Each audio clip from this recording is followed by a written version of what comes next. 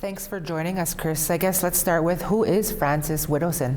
Well, she was an associate professor at Mount Royal University with tenure until 2021. She was fired in the wake of comments she made asserting the benefits of residential schools, as well as comments critical of Black Lives Matter.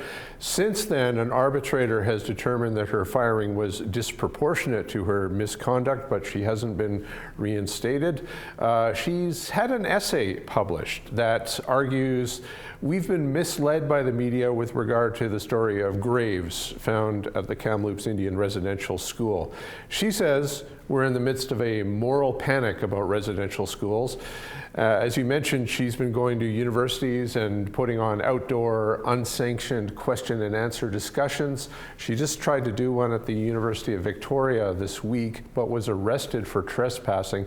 So she's collecting footage for a documentary she is making. So her arrest will be some good action for her doc. She calls what she is doing a spectrum street epistemology, and this is supposed to be the kind of thing that Socrates would have done in ancient Greece, a sort of structured discussion to arrive at the truth. But of course it's rather hurtful for residential school survivors to endure.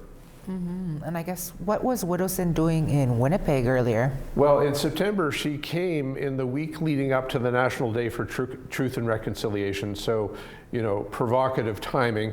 First, she set up uninvited in front of the National Center for Truth and Reconciliation at the University of Manitoba.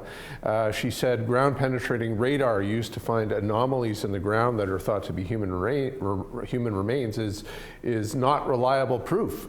She also likes to talk about a story from a residential school survivor there that alleges the Queen of England and Prince Philip kidnapped a bunch of kids at the Kamloops School in 1964. Widdowson uses that story to call the whole truth into question. And not surprisingly, Indigenous people showed up for Widdowson and let her know how unhappy they were with what she was doing. They drummed, they sang, they drowned her out at the University of Manitoba, and the next day at the University of Winnipeg. There was a lot of conflict and a lot of shouting. We were there for both events, and you know, frankly, it was a little shocking to witness this kind of out in the open racial clashes that happened. Things were being said out loud that you don't normally hear in public too often. Mm-hmm. And I guess, Chris, what are academics and others doing about this? Well, everyone we spoke to was cautious about not wanting to give Frances Widdowson and her ilk too much oxygen. As Professor Negon Sinclair says, you wouldn't give anyone who argues that gravity doesn't exist any attention. So we speak with Professors Negon Sinclair and Sean Carlton, who help us dismantle what they call her denialism.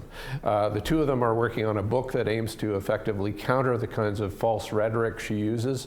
As Negon's dad, Murray Sinclair, is known for saying, education got us into this mess, and education will get us out of it. Yeah, that sounds like an interesting documentary coming up. Thanks, Chris. Thank you very much.